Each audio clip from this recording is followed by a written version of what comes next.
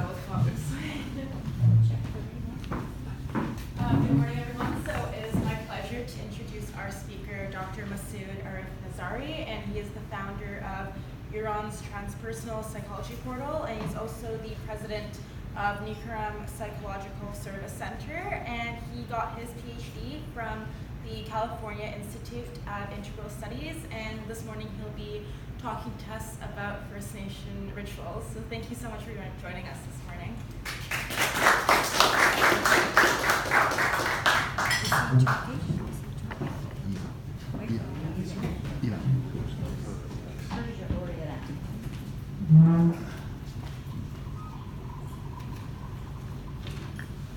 Good morning, everybody.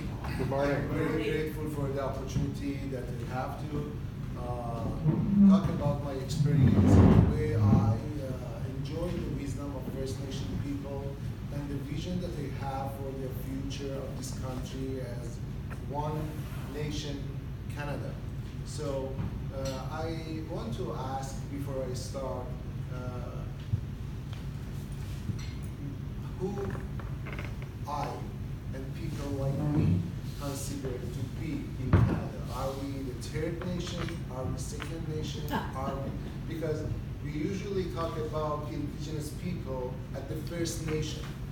So, and then probably the white people who immigrated here like a few hundred years ago are second nations. And then who we are then? Probably. So the One Nation movement is what I foresee for the future of Canada from this short phrase of indigenous people saying, Aho, Metakya, Oyasen. We are all related. And by we, they mean we human, animals, trees, waters, mountains, all the beings on earth. We are all related and we are one nation. Now I'm going to talk about this concept in the next half an hour and share my ideas and use the wisdom of Rotary Club to see how we can go from this concept forward.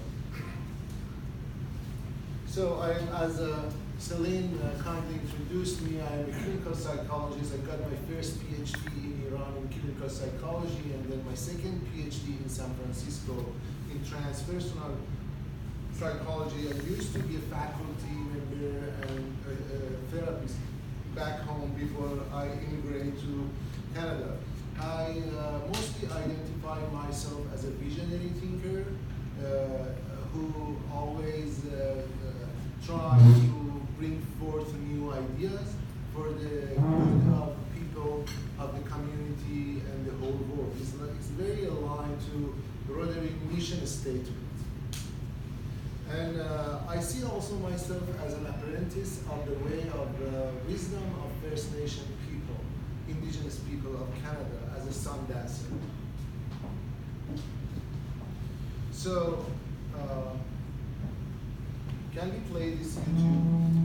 Before I talk about my experience with Sundance, I invite you to watch 3 minutes of this YouTube.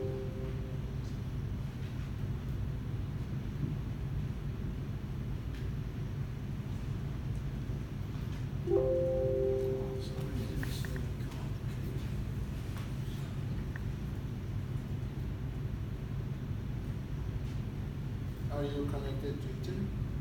Yes. It's changed now.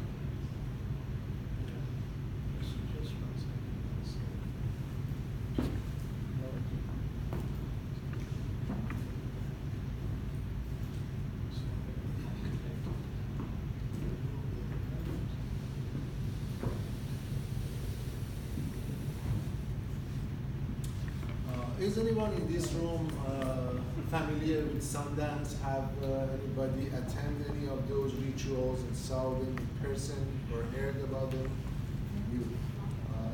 You were at their ceremony here in Vancouver, or? No, I've been to two sun dances in Alberta. Yeah. My father-in-law was an honorary member of two tribes in Alberta. Yeah, great. So, I think it's working now. Okay. So, I invite you to watch just 3 minutes of the beginning of this clip. If you want to see it later, the complete version will be available.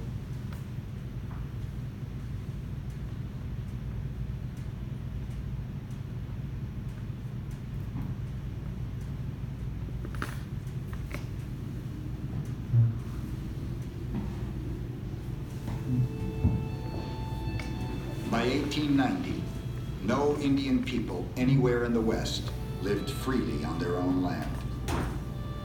And even the reservations on which they struggled to survive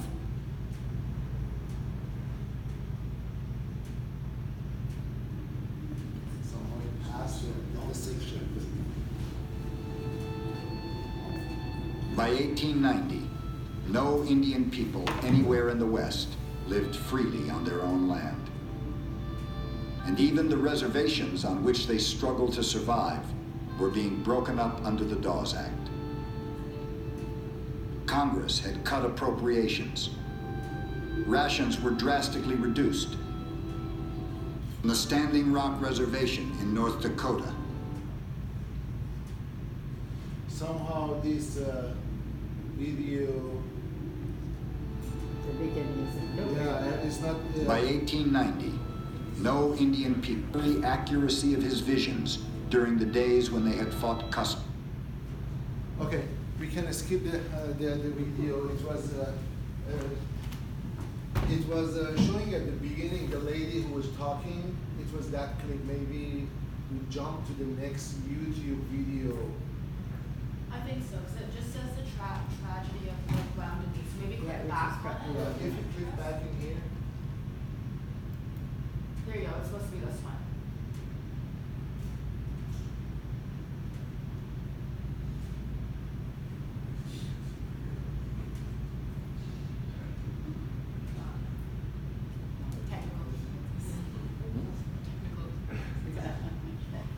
Yeah.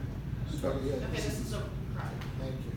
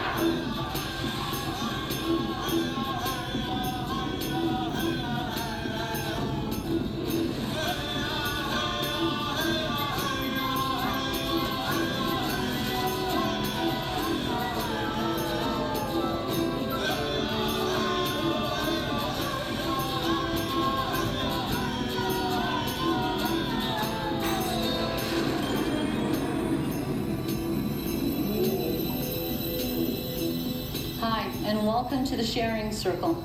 Before the arrival of the first Europeans, the First Nation people of Turtle Island, or North America, practiced their ceremonies and traditions freely for thousands of years. Ceremonies were passed down orally from generation to generation and became part of our everyday lives. They were created through dreams, visions, and sacrifices like those made during the Sundance ceremony. Whether it was the rising of the morning sun, gathering of plants, or hunting of animals, ceremonies were held to honor the Creator and give thanks to Mother Earth. In the late 1800s, the U.S. and Canadian governments outlawed the spiritual practices of First Nations people. It was an attempt to destroy our ceremonies and culture and to mold First Nations people into the white man's idea of what an Indian should be. For almost 100 years, First Nations people were forced into a way of life that wasn't their own. They were restricted to reservations and educated in residential schools. They were forced to learn a new religion and taught by Christians that their traditional ways were evil. Grandparents and parents who were victimized by the residential school system hid the traditional teachings from their children. They feared that they would be punished for speaking their own language or performing their ceremonies. Through the long, slow process of forced assimilation, ceremonies and teachings were lost, breaking the circle of tradition that had been established for thousands of years. Today, spiritual leaders, elders, and youth are restoring that circle, bringing back the teachings that many of our parents and grandparents were forbidden to know. This is the story of the unbroken circle.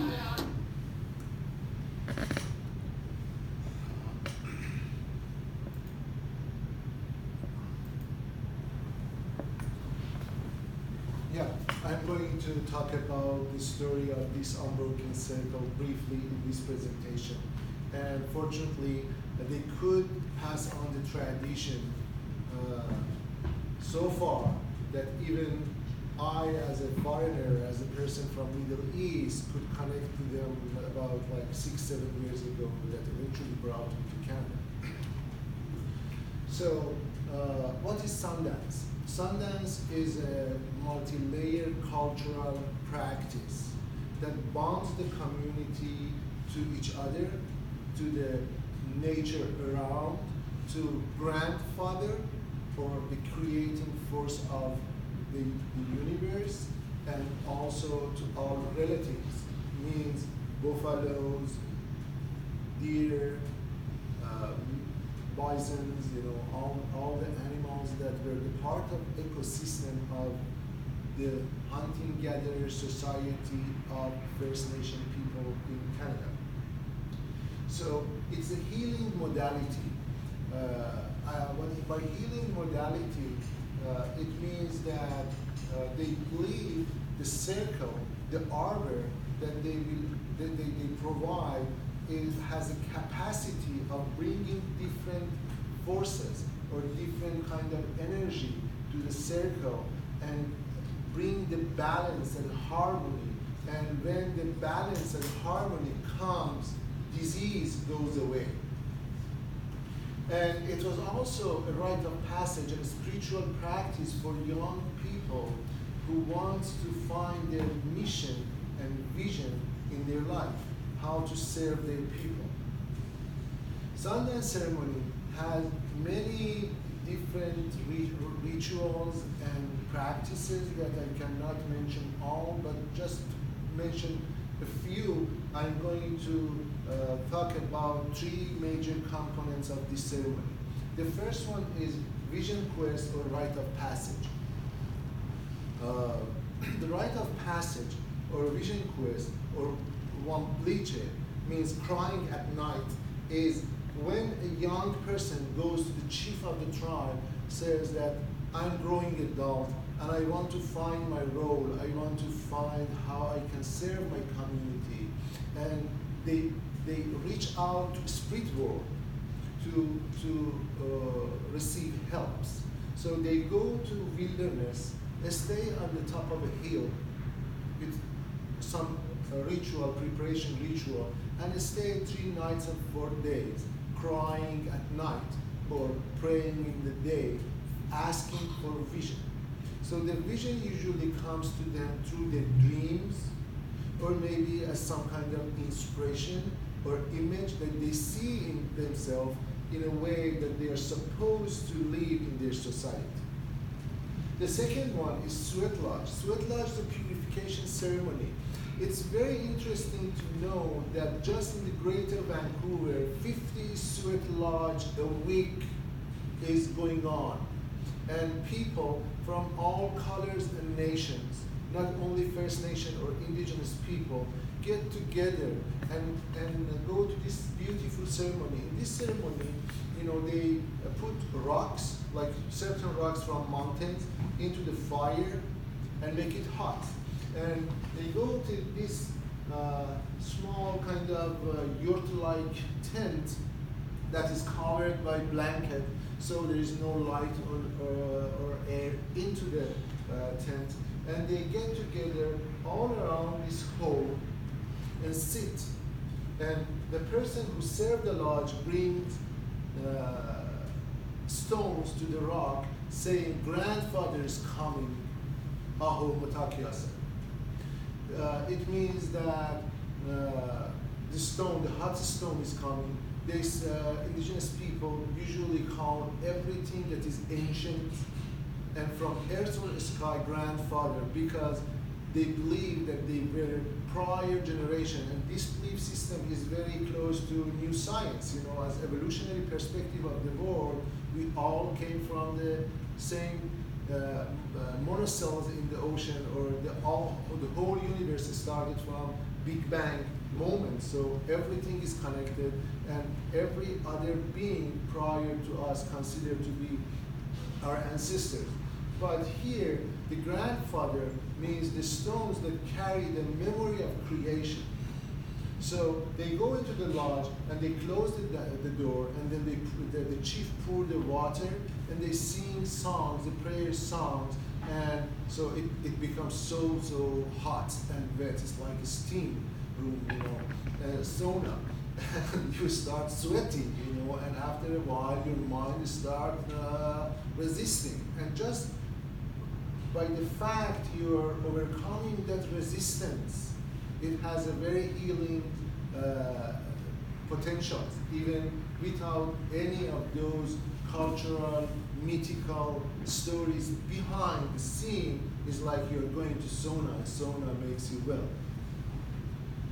And the medicine wheel that usually is an arbor made by wood, in its center have a tree that was prepared and cut for this ceremony. They plant the tree on the buffalo heart and do some rituals. They put all the prayer ties on top of the tree, and then they install the tree in the arbor. The circular place has 4 gates reminding of 4 directions: west, south, east, north, and sky above, earth below, positions the situation of human being in the universe from all 6 directions. And then dancers go to this ceremony from to the arbor for 4 days, 3 nights, with no food and no water, fasting, and start dancing from the sunrise to sunset in different rounds, when drummer and singer are playing songs and drums and sing those prayers. So this may sound a little insane, you know. This belief system may not make sense to us as modern people in modern world, you know, with all this technology. But when we go back to many thousand years ago, where our ancestors all over the world used to live as a hunting-gatherer societies, looking for food from the trees, you know, before they learn how to plant seed and farm and hunt. So there were no very sophisticated language, and the people were illiterate. As David Abrams explained in his masterpiece and very respected scholarly book called The Spell of Censors, they used to talk and speak with the language of nature. They could understand nature. Every sound that comes from the forest had a meaning, as if the forest were talking to them. So they lived with spirit world, or in the spirit world.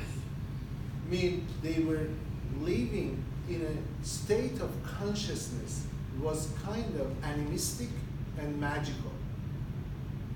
So they could understand what the mountain has to say, or what the cloud has to say, or what this song of bird is offered. So they they had to, they must follow the signs if they want to survive, if they want to escape danger, and if they wanted to find foods or seeds or fruits. So they were so alert and mindful about their nature. But later on, as Nuh Harari explained in his very best-selling book recently, when they learned how to farm seeds, and we thought that we grow to the next level, we somehow doomed ourselves to working like 10 hours a day for food that usually we used to work like 2 hours a day for. And then little by little we became literate.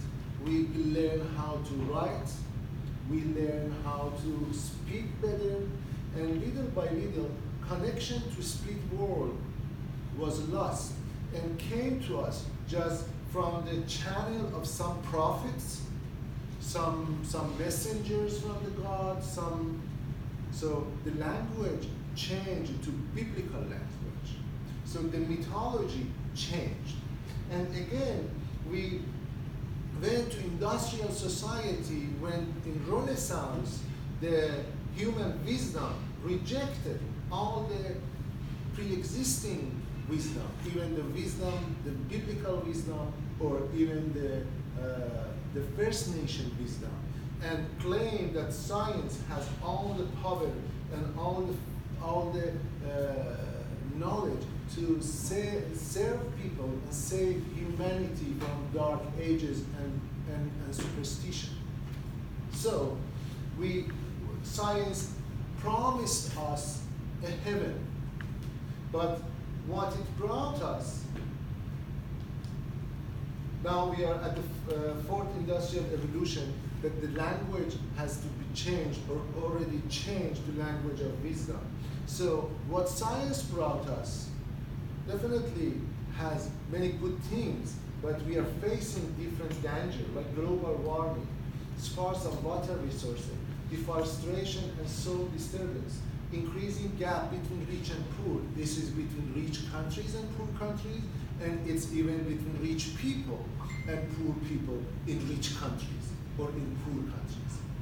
So the fundamentalism, that is kind of a reaction to the existing paradigm, and just treating us to apocalyptic future, and regional war, social crisis, so on and so forth. We are facing these dilemmas, and there are some prophecies. Dr. Strangelove Prophecy for the how I stop worrying and learn to love the atomic bomb, and with this madness around the nuclear apocalyptic future is not very impossible.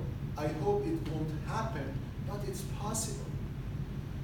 The other prophecy is kind of a Blade Runner Elysium prophecy that talk about people who live in like super high-tech Armageddons, alienated, just striving for food and survival, have no connection to each other, have no intimacy, have no meaning whatsoever. And there are two different caveats of this prophecy. The one in Elysium is like the rich people find a way to live in the sky, and poor people have to starve, death, and work hard for their survival, unlike kind of a doomed city of the future. So Saramago's Nobel winner novel is the other prophecy, the blindness. Blindness is talking about the totalitarian corporation system who does not allow any human individuals to have their own meaning and keep their individuality and uniqueness. Everybody is just dumb, just zombies that have to follow the same system.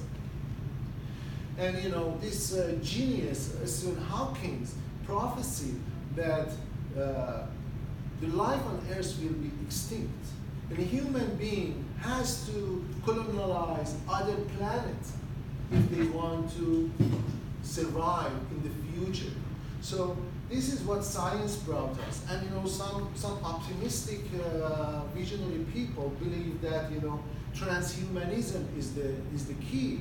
We can transcend our soul to machines. We can go to digital space and live forever. People like Ray Kurzweil, and those people believe that in the future there is no place for worry because we can become machine.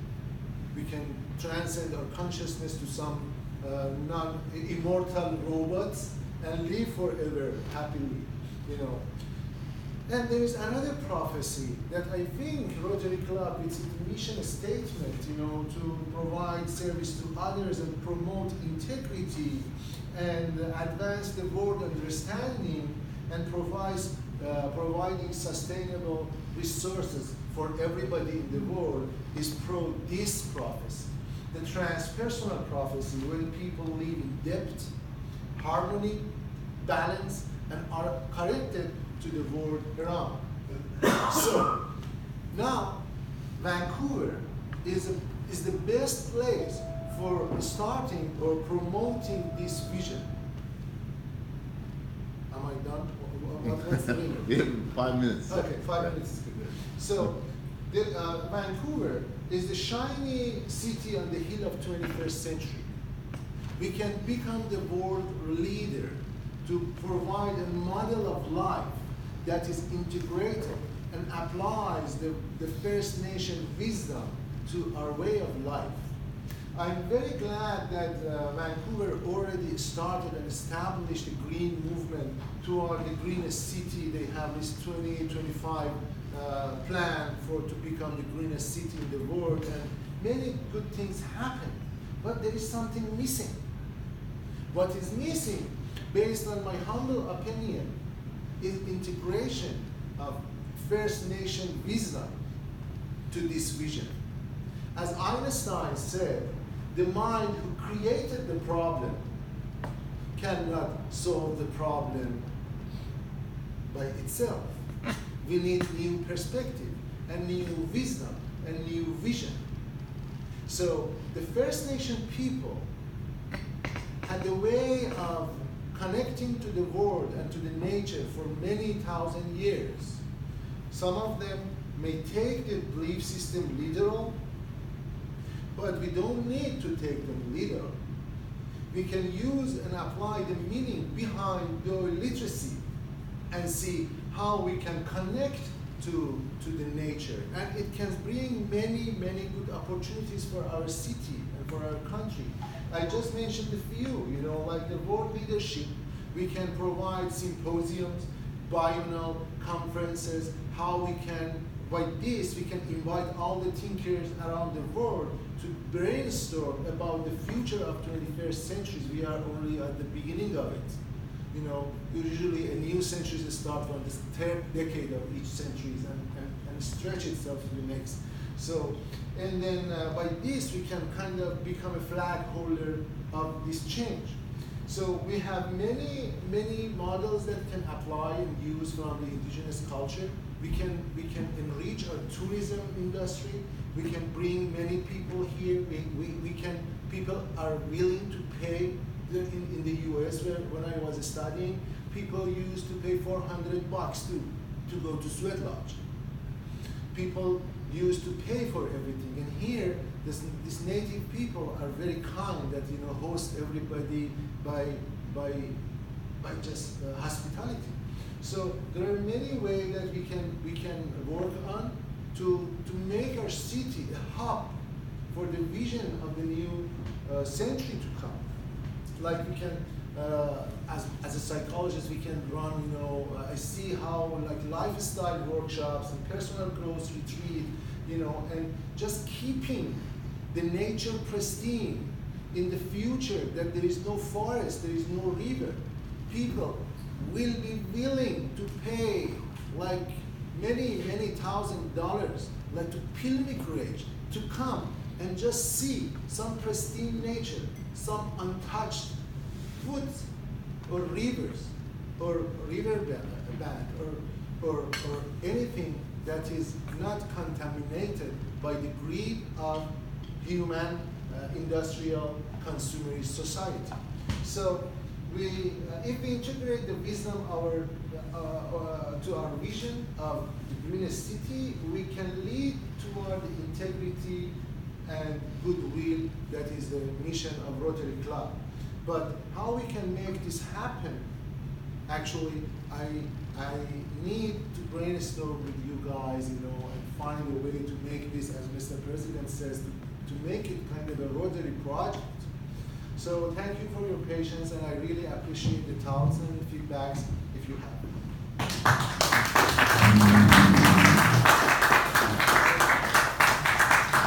you very much, Masoud. This has been a wonderful presentation and most enlightening. And on behalf of our club, we thank you. A big small donation to Rotary and the polio education program. Thank you very much.